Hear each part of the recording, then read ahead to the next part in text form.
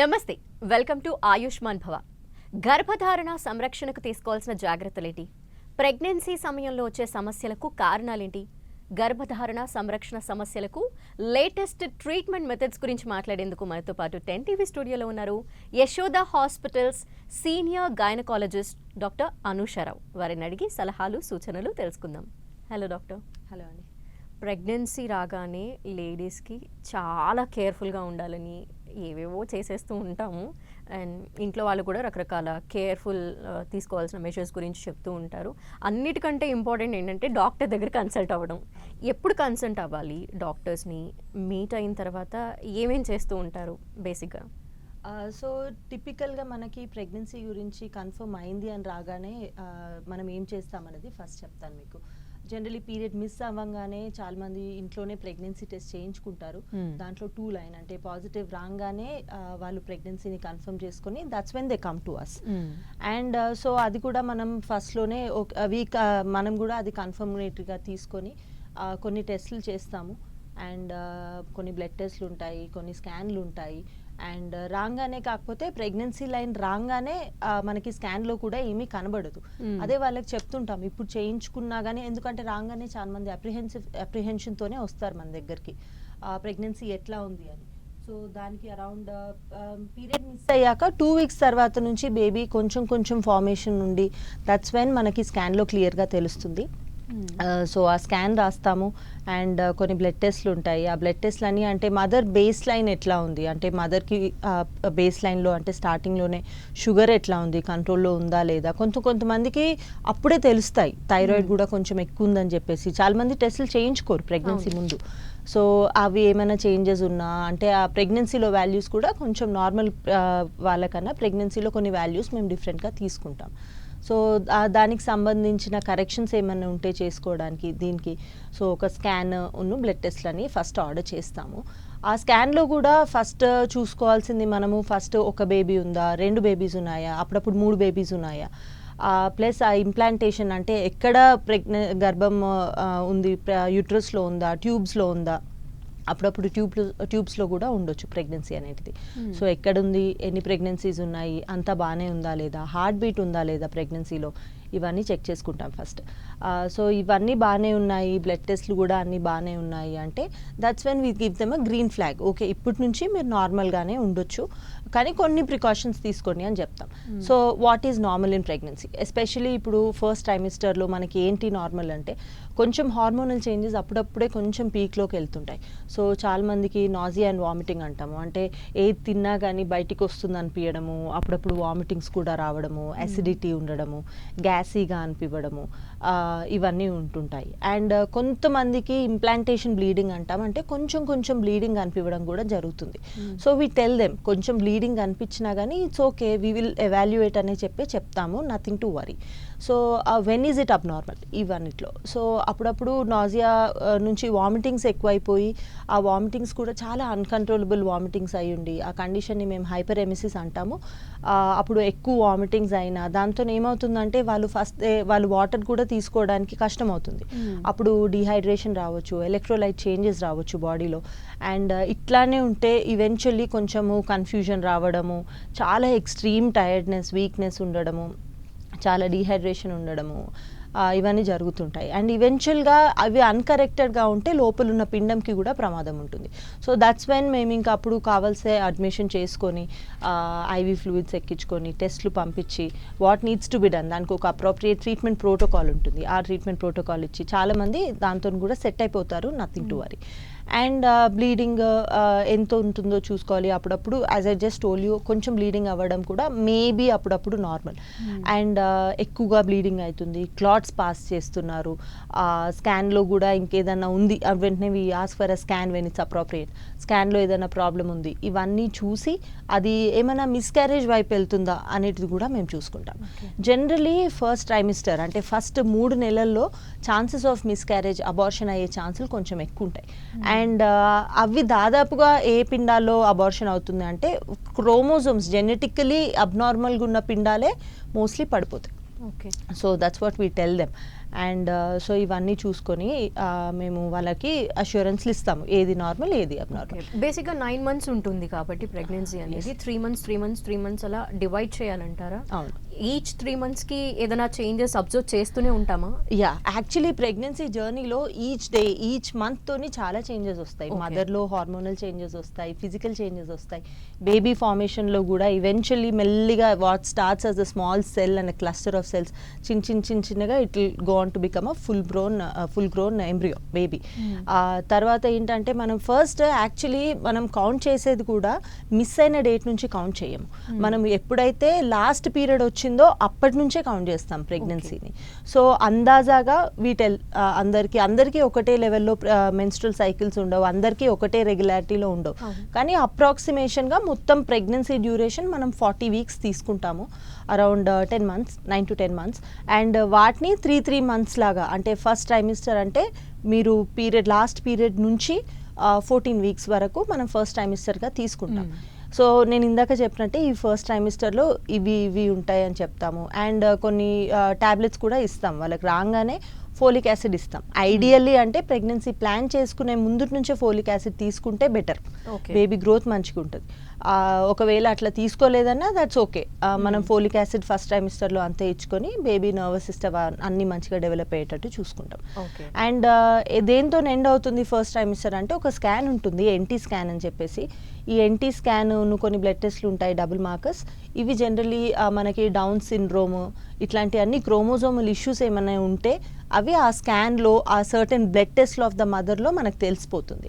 So అట్లా ఏదన్నా problematic pregnancies ఉంటే మనకు ముందుగానే ఐడియా వచ్చి దానికి ఎట్లా మేనేజ్ చేయాలో అట్లా మేనేజ్ చేస్తాం. ఓకే. దట్ 4th నుండి 6th month వరకు తీసుకోవాల్సిన కేర్ ఎలాంటి చేంజెస్ అబ్జర్వ్ చేస్తాము?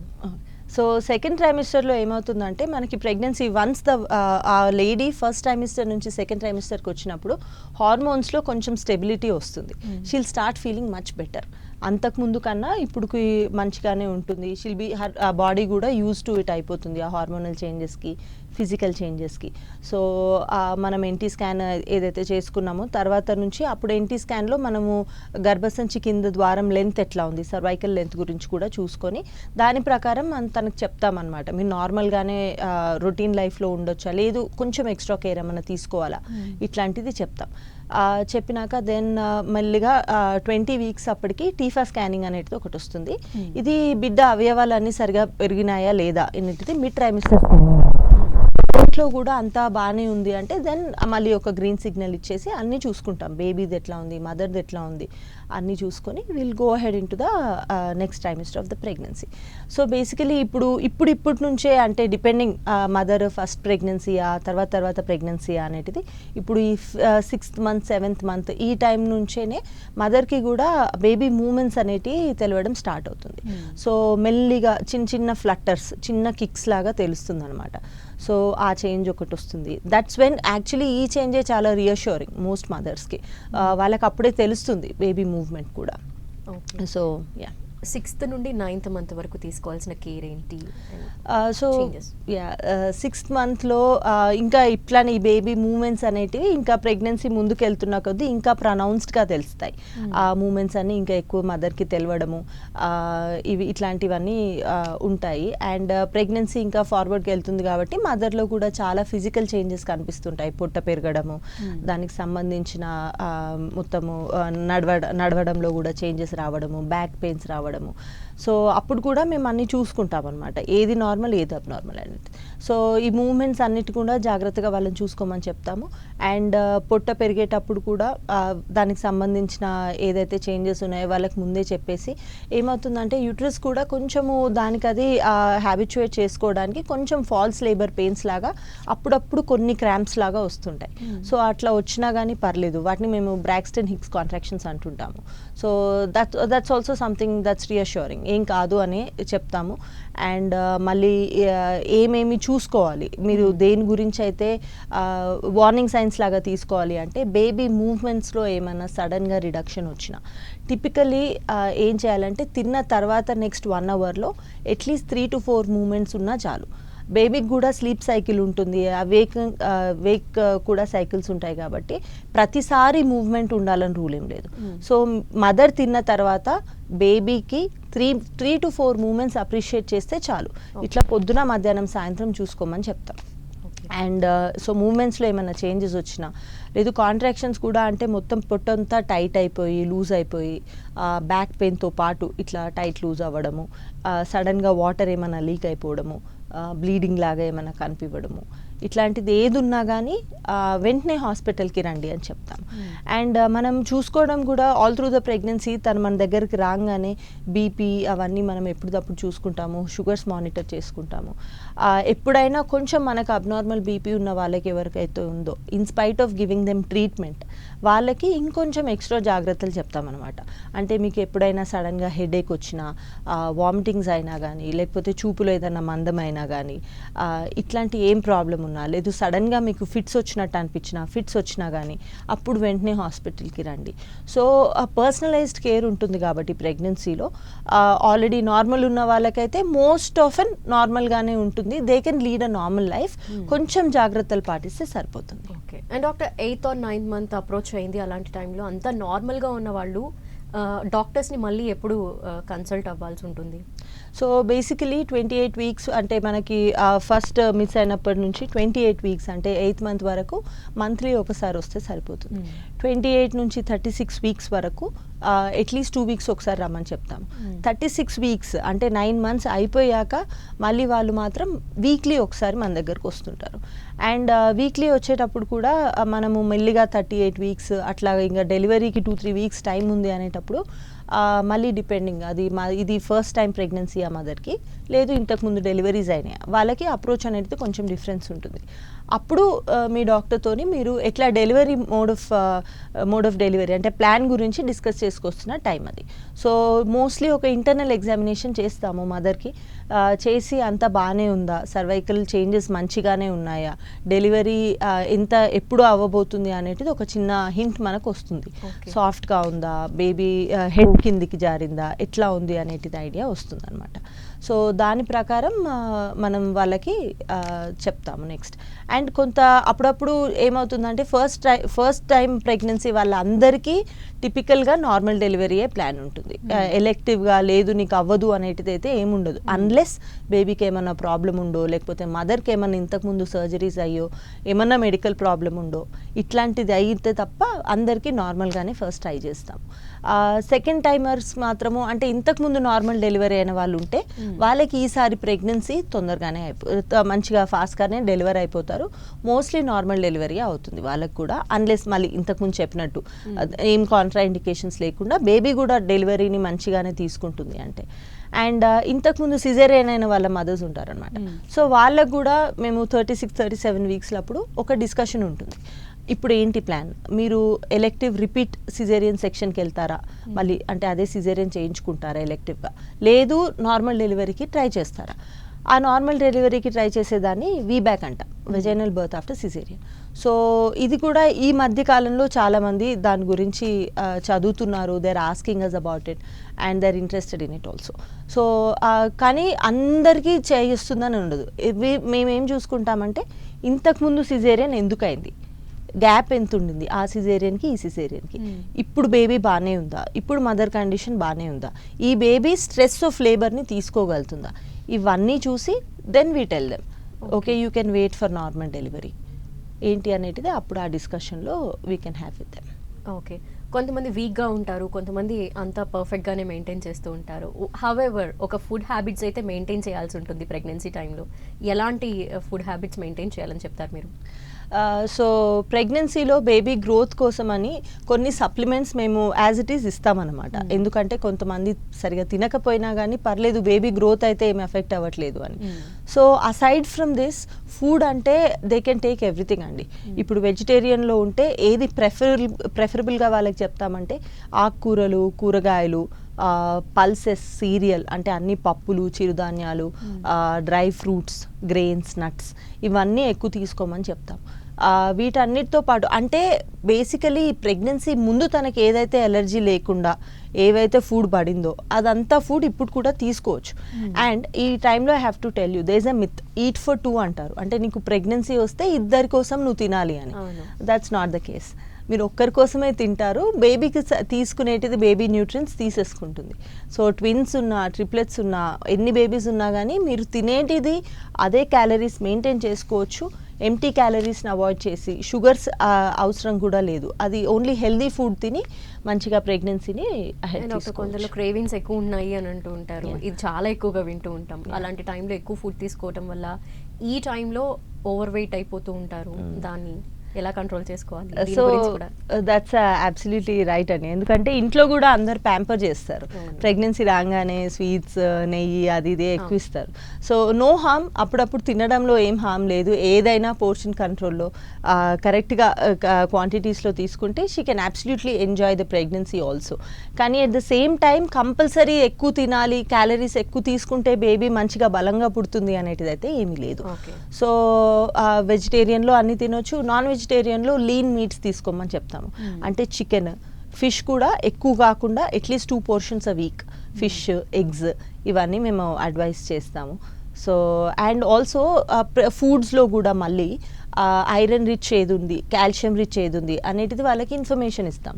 ఐరన్ రిచ్లో అంటే మళ్ళీ ఇవన్నీ గ్రీన్ లీఫీ వెజిటబుల్స్, వీటన్నిటిలో కొంచెం అంటే బ్రాకలీస్, ఎస్పెషలీ ఎగ్స్, ఇంకా చిక్కీ, పల్లి పట్టీలు, పల్లీలు, వీటన్నిట్లలో ఐరన్ ఎక్కువ ఉంటుంది.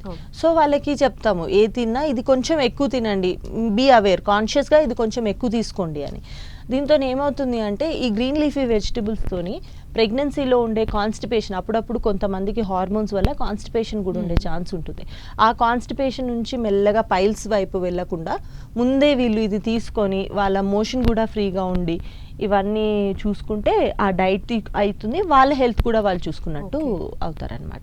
మెడిసిన్స్ ఇంటేక్ కూడా ఎక్కువగా ఉంటుంది. ప్రతి నెల కొన్ని టాబ్లెట్స్ మస్ట్గా యూస్ చేయాల్సి ఉంటుంది. అవి సో జనరలీ ఫస్ట్ ట్రైమిస్టర్లో ప్రెగ్నెన్సీ కన్ఫర్మ్ కాగానే ఫోలిక్ యాసిడ్ ఇస్తాం. ఆ ఫోలిక్ యాసిడ్ కూడా మనం డోస్ చూసుకుంటాము. కొంతమంది ఎవరికైతే ఫిట్స్ మెడిసిన్స్ వాడుతున్నారో ఆల్రెడీ, ఎవరైతే హెచ్ఐవి మెడిసిన్ వాడుతున్నారో, లేదా ఆల్రెడీ షుగర్ ఉన్న వాళ్ళు ఉంటే ఇంట్లో వాళ్ళకి ఎవరికైనా బేబీ స్పైనల్ కార్డ్ అబ్నార్మాలిటీ, మదర్కైనా ఫాదర్కైనా ఎవరికైనా బ్రెయిన్ అబ్నార్మాలిటీస్ ఉంటే వాళ్ళకి కొంచెం ఎక్కువ డోస్ ఇస్తాం ఫోలిక్ యాసిడ్. మిగతా వాళ్ళకైతే కనీసం బేస్ లైన్ ఫోలిక్ యాసిడ్ ఇచ్చి we make sure that the babies will grow well. తర్వాత సెకండ్ అండ్ థర్డ్ ట్రైమిస్టర్లో ఇది iron, calcium, protein powders, protein diet ఇవన్నీ అడ్వైస్ చేస్తాం. అండ్ కంపల్సరీ ఇంకొకటి ఏంటి, the most important supplement now everybody is behind that is vitamin D. ఈ vitamin D supplement అనేది మనకి దాదాపుగా ఎగ్స్లో, లేకపోతే పాలల్లో, పెరుగులో, దీంట్లో దొరుకుతుంది. కానీ అప్పుడప్పుడు అబ్జార్ప్షన్ ప్రాబ్లమ్స్ వల్లనో లేకపోతే ఇంకా దేని వల్లనో వాళ్ళు తీసుకోలేకపోవచ్చు కరెక్ట్ క్వాంటిటీ. సో వాళ్ళకి సప్లిమెంటేషన్ జనరలీ కాల్షియం టాబ్లెట్స్తో పాటే విటమిన్ డి కూడా ఉంటుందన్నమాట. సో ఆ సప్లిమెంటేషన్ చేసుకుంటాం. అంటుంటారు జనరలీ ఎండలో తిరిగితే విటమిన్ డి వస్తుంది మనకి ఎండ ప్రదేశం అని. కానీ మన స్కిన్ బ్రౌన్ స్కిన్, కొంచెం డార్క్ స్కిన్ కాబట్టి ఆ సింథసిస్ ఆఫ్ విటమిన్ డి అనేది మనలో కొంచెం తక్కువ ఉంటుంది అనమాట.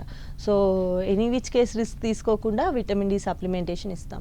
కొంచెం మంది ఎవరైతే హై రిస్క్ ప్రెగ్నెన్సీలో ఉన్న వాళ్ళకి ఈ బేసిక్ ఈ న్యూట్రిషనల్ సప్లిమెంట్స్ కాకుండా అప్పుడప్పుడు ప్రొజెస్ట్రాన్స్ కూడా పెడతాం. ప్రొజెస్ట్రాన్ అంటే అది బాడీలో మదర్ రిలీజ్ చేసే హార్మోన్, అది బేబీ గ్రోత్ కోసం, ప్రెగ్నెన్సీ సాఫీగా జరగడానికి కోసం ఉండే హార్మోన్. సో ఆ హార్మోన్ అప్పుడప్పుడు మనం ఎక్స్ట్రా బయట నుంచి కూడా ఇవ్వాల్సి వస్తుంది. ప్రెగ్నెన్సీ అంటే ముందుగా డెలివర్ అవ్వకుండా ఎంతసేపు అయితే అంతసేపు ఉండాలి ప్రెగ్నెన్సీ డ్యూరేషన్ అని చెప్పేసి ఆ ప్రొజెస్ట్రాన్స్ ఇస్తాము. ఎకోస్ప్రిన్ అనేది ఇంకో ట్యాబ్లెట్ కూడా ఉంటుంది. అది చాలా మందికి అంటే ఎవరెవరికైతే హై రిస్క్ ఉందో, బీపీ వచ్చే హై రిస్క్ ఉన్నా, మిగతా ఏదైనా కండిషన్స్లో ఆల్రెడీ ఉన్న హై రిస్క్ వాళ్ళు ఉన్నా బేబీ గ్రోత్ కోసం కూడా ఎకోస్ప్రిన్ అనేది యాడ్ చేస్తాము. అండ్ కొంతమంది ఆల్రెడీ ఇంతకు ముందు తీసుకునే ట్యాబ్లెట్స్ ఏమేమైతే ఉన్నాయో అవన్నీ కూడా బేబీ ఫ్రెండ్లీ ట్యాబ్లెట్సా కాదా అనేది ఫస్ట్ చూసుకోవాలి. సో ప్రెగ్నెన్సీ కన్ఫర్మ్ అవ్వంగానే ఆ రెలవెంట్ స్పెషాలిటీ, ఇప్పుడు ఎవరికైతే ఫిట్స్ ఉండి వాళ్ళు ఏదైనా మందులు తీసుకుంటే అన్ని మందులు ప్రెగ్నెన్సీలో సేఫ్ కాదు. సో జాగ్రత్తగా దానికి సంబంధించిన స్పెషలిస్ట్తోని టచ్లో ఉండి ఇవి సేఫా కాదా అవి అనేటిది కూడా మొత్తం ప్రెగ్నెన్సీలో కూడా ఫస్ట్ 3 months అనేటిది బేబీ ఆర్గన్స్ డెవలప్ అవుతుంటాయి కాబట్టి ఆ 3 months అనేటిది చాలా క్రూషియల్. సో మినిమల్ ట్రీట్మెంట్తో రిజల్ట్స్ వచ్చేటట్టు చూసుకోమని చెప్తాం ఓకే. అన్నమాట. అండ్ ఫిజికల్ యాక్టివిటీ చాలా మందికి అవసరం. కొంతమందిలో బెడ్ రెస్ట్ అంటూ ఉంటారు. ఎవరు బెడ్ రెస్ట్లో ఉండాలి, ఎవరు ఫిజికల్ యాక్టివిటీస్ ఎక్కువగా చేస్తే మంచిది, ఇవి కూడా. సో ఎక్సర్సైజ్ ఇన్ ప్రెగ్నెన్సీ అనేది ఇప్పుడు కొంచెం రీసెంట్లో ట్రెండ్లో ఉన్న టాపిక్. అవును. సో ఇప్పుడు ఆల్రెడీ ఎవరైతే ఎక్సర్సైజ్ చేసి ఫిట్ బాడీ ఉండి ఆల్రెడీ ఎక్సర్సైజ్ చేస్తున్న వాళ్ళకి నో రీజన్ టు స్టాప్. వాళ్ళు అదే ఎక్సర్సైజ్ని కంటిన్యూ చేసుకోవచ్చు, కానీ కేర్ఫుల్గా, ఫాల్స్ లేకుండా, కొంచెం వాళ్ళ టమ్మీ దగ్గర కొంచెం కేర్ఫుల్గా దిల్ కంటిన్యూ. కొంతమంది అప్పుడు స్టార్ట్ చేయాలి అనుకునే వాళ్ళు కూడా ఉంటారు ప్రెగ్నెన్సీలో. సో అప్పుడు కూడా మేము చెప్తాము, అంటే ఏరోబిక్ ఎక్సర్సైజెస్ లైక్ లేదు స్విమ్మింగ్ ఇవన్నీ. So at least 15 minutes for three times a week ఇట్లా స్టార్ట్ చేయమని చెప్తాం. రోజు ఎక్కువ కాకుండా మెల్లిమెల్లిగా ఇండక్షన్లోకి తీసుకొని మెల్లిగా స్టార్ట్ చేసి వాళ్ళు యాజ్ అండ్ వెన్ కంఫర్టబుల్గా ఉన్నప్పుడు మెల్లిగా ఇంక్రీజ్ చేసుకోవచ్చు. కొన్ని యాక్టివిటీస్ సచ్ సైక్లింగ్, లేకపోతే హైకింగ్, రాక్ క్లైంబింగ్, ఇవి మాత్రం మేము వద్దని చెప్తాం. ఎందుకంటే ఛాన్సెస్ ఆఫ్ ఫాల్స్ ఉంటాయి.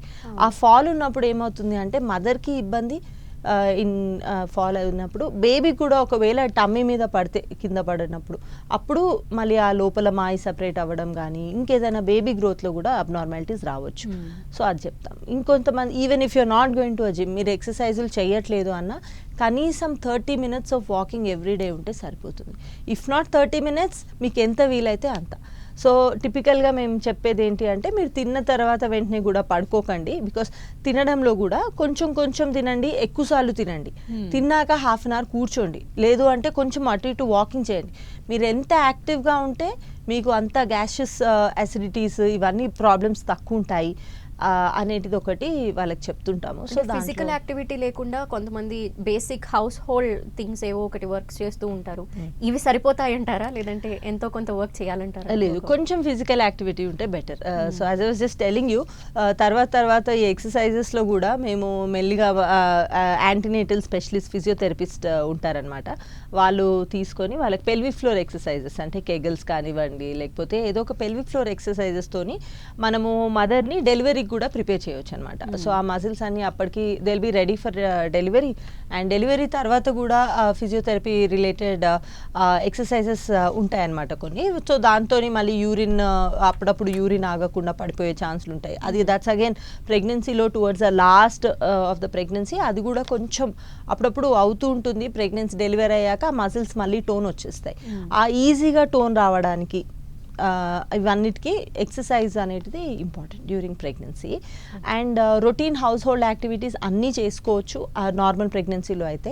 ఎప్పుడైతే బెడ్ రెస్ట్ అని చెప్తాము అంటే ఎవరికైనా ఇమ్మినెంట్గా, అంటే వెంటనే ప్రీటర్మ్ డెలివరీ ఎవరికైనా ఛాన్స్ అవుతుంది, సర్వైకల్ లెంత్, అంటే కింద లెంత్ అనేది సర్విక్స్ ఏదైతుందో గర్భసంచికి ద్వారం అనమాట సర్విక్స్, ఆ సర్విక్స్ క్లోజ్ అయిపోయి లెంత్ బాగానే ఉంది అంటే పర్లేదు, మీరు అన్నీ చేసుకోండి అని చెప్తాం. కొంతమందికి ఆ లెంత్ షార్ట్ అవుతుంది, ఓపెన్ అప్ అయిపోతుంది.